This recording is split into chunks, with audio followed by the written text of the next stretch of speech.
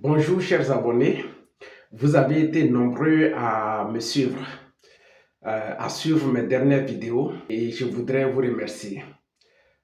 Je vous invite à continuer à partager donc mes vidéos chez vos amis, chez vos connaissances, afin qu'ils puissent bénéficier des conseils que je mets donc à la disposition de tous ceux qui ont perdu confiance en eux ou qui manquent de motivation et de détermination. Et aujourd'hui, je voudrais vous faire 4 propositions pertinentes face aux mauvais managers.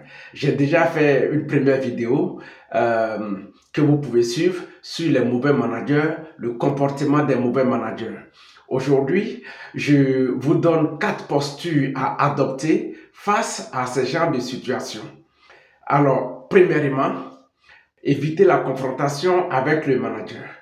Si vous prenez l'exemple du triangle de Karpman, pour masquer donc son incompétence face à certaines situations, il va essayer de pouvoir vous persécuter, vous amener à perdre confiance en vous. Aussi, il vient jouer au sauveur. Le sauveur, c'est juste montrer que c'est grâce à lui que vous êtes aujourd'hui dans ce poste-là. Parce que soit il a contribué à vous recruter, ou soit c'est lui qui a procédé à votre recrutement dans l'entreprise. Pour ce faire, il va jouer au sauveur parce qu'il s'est dit, sans lui, vous n'êtes rien. Et donc, il faut éviter la confrontation parce qu'à la moindre erreur, vous devenez automatiquement la victime. Donc, vous voyez les 3 éléments du triangle dramatique de Karpman, le persécuteur, le sauveur et la victime. Le deuxième élément pertinent qu'il faut faire, c'est de croire en soi-même, croire à son talent, croire en son potentiel. Parce que son but premier, c'est de vous amener à ne pas croire en vous-même. C'est de vous amener à perdre toute confiance en vous, à perdre vos qualités en vous. Donc, il faut croire en ses qualités, à son talent, à son potentiel. Il faut avoir un mental si fort, un mental de fer.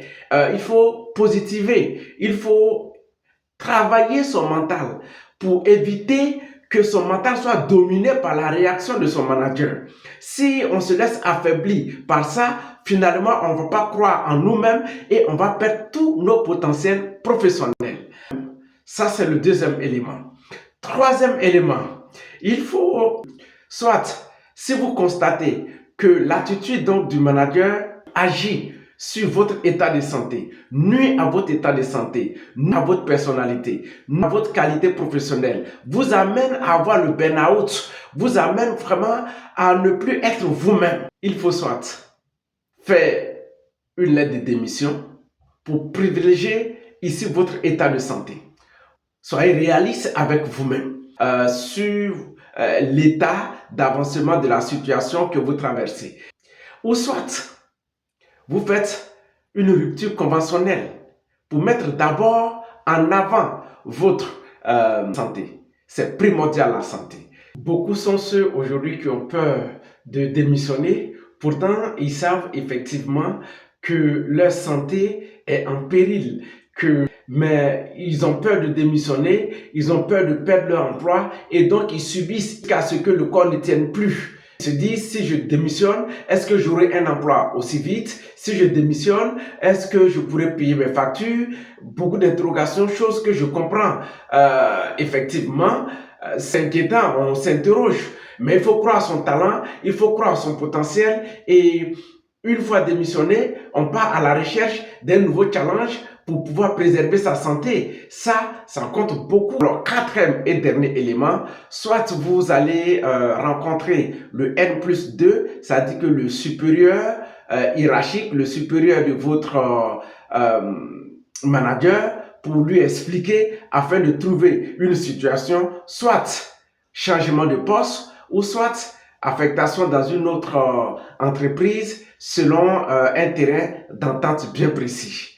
Sur ce, je vous remercie et à la prochaine pour une nouvelle vidéo. N'oubliez pas de liker, de commenter, de partager et de mettre en commentaire ce que vous en pensez. Je vous invite à liker, à partager, à vous abonner, à partager au maximum dans tous les groupes, à envoyer à toutes les personnes qui ont déjà été victimes. Même ceux qui n'ont pas vécu cette situation, personne n'est à l'abri de cette situation. Donc, il faut bénéficier le maximum de personnes de ces conseils qui vous aideront effectivement à pouvoir éviter ces genres de situations. Merci, au revoir et à bientôt pour une prochaine vidéo.